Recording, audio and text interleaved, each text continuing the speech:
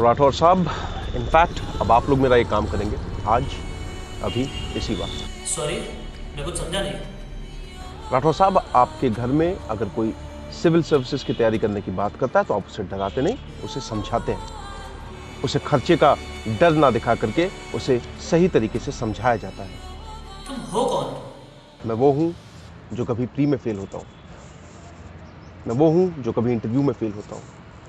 Coaching के लिए घर से निकलता हूं तो घर वालों को लगता है लड़का जैसे जंग पे जा रहा है। किसी के हाथ में योजना देख करके मैं ये सोचता हूं कि कहीं इसकी करंट अफेयर्स की प्रिपरेशन मुझसे ज़्यादा तो नहीं।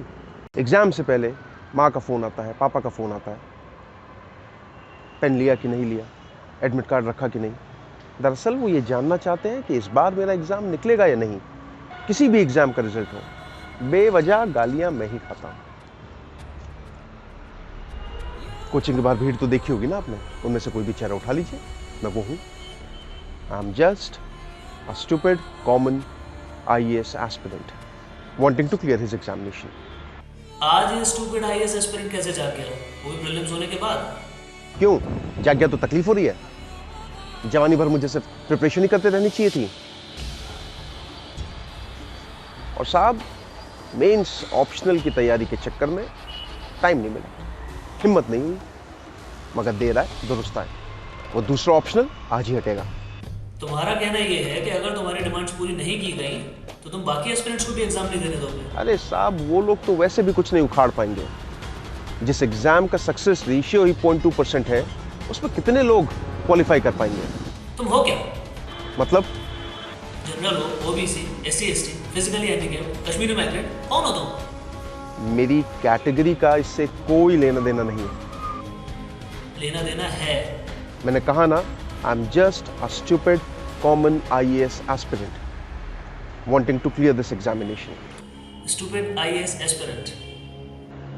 जी तुम्हें डर लग रहा है डीबार होने का, डिस्क्वालीफाई होने का? शायद। बी स्पेसिफिक, मल्टीपल चॉइस में क्या आंसर देना है? फट रही है या नहीं? हाँ, हो रही है। तो ये फटवाना याद रखना। ये मत सोचना कि कॉमन आईएएस एस्पिरेंट का झंडा दिखाकर अगली बार से आसान पेपर मिलेगा करने को। किसकी छाती के बाल उखाड़ना चाहते हो तुम? मैं छाती के बाल किसी के नहीं बनाना चाहता, बस आपको ये याद दिलाना चाहता हूँ कि लोगों के पास ब्लेड और पैसा दोनों बहुत कम है। कोचिंगों को उगाना बंद कीजिए। We are frustrated due to family pressure, not by choice. आपको क्या लगता है राठौर साहब, जो हमें कोचिंग देते हैं वो हमसे ज्यादा काबिल है? अरे गूगल पे IAS टाइप करके देखिए, 60 दिन में IAS बनाने वाली 300 साइटें खुल जाएंगी। और जहां तक IAS की बात है, तो मेरे घर के नीचे चाय की दुकान पे काम करने वाला छोटू भी एक पोटेंशियल IAS है। गलती हमारी है साहब, हम बहुत जल्दी यूज टू हो जाते हैं पैटर्न चेंज के। रिजल्ट आया, हमने SMS किया, फोन किया, जिसका नहीं हुआ उसका मजाक उड़ाया, खुद गए ओल्ड मंक लाए, अपना गम गीला किया और अगले दिन से दोबारा लग गया IAS की तैयारी के लिए। मगर क्या करें साहब, हमारी भी मजबूरी है, हमें जवाब देना पड़ता है, हिसाब देना पड़ता है पैसों का, घर वालों को। उसके लिए हम आप लोगों को चुनते हैं कि आप एक सही IAS चुनेंगे, लेकिन आप चुन नहीं रहे, बस कोचिंगों को बढ़ावा दिए जा रहे हैं। Why are you not doing anything to discourage these coaching institutes? एक आदमी IAS है या नहीं, ये डिटरमाइन करने में आपको 1 साल लग जाता है। आपको नहीं लगता ये आपकी काबिलियत के ऊपर एक सवाल है? एक आदमी अपनी जिंदगी के 6 साल इस एग्जाम के लिए देता है और वो बन पाए या ना बन पाए, इसकी कोई एश्योरिटी नहीं। राठौर साहब, मुझे पूरा यकीन है कि 2015 में जो पैटर्न चेंज हुआ वो कोई रूटीन चेंज नहीं, बल्कि एक सोची समझी साजिश थी कि हम तो इसी तरीके से पैटर्न चेंज करते रहेंगे। तुम बताओ, तुम क्या कर लोगे? Yes, they asked us this question in 2011, repeated in 2015, I am just replying in 2016। क्या तुम्हारा कोई अपना इस एग्जाम में बर्बाद हुआ था? कोई मेरा अपना इस एग्जाम के लिए अपनी पूरी जिंदगी बर्बाद करे, तब आपको मेरा एक कदम जायज मालूम पड़ेगा?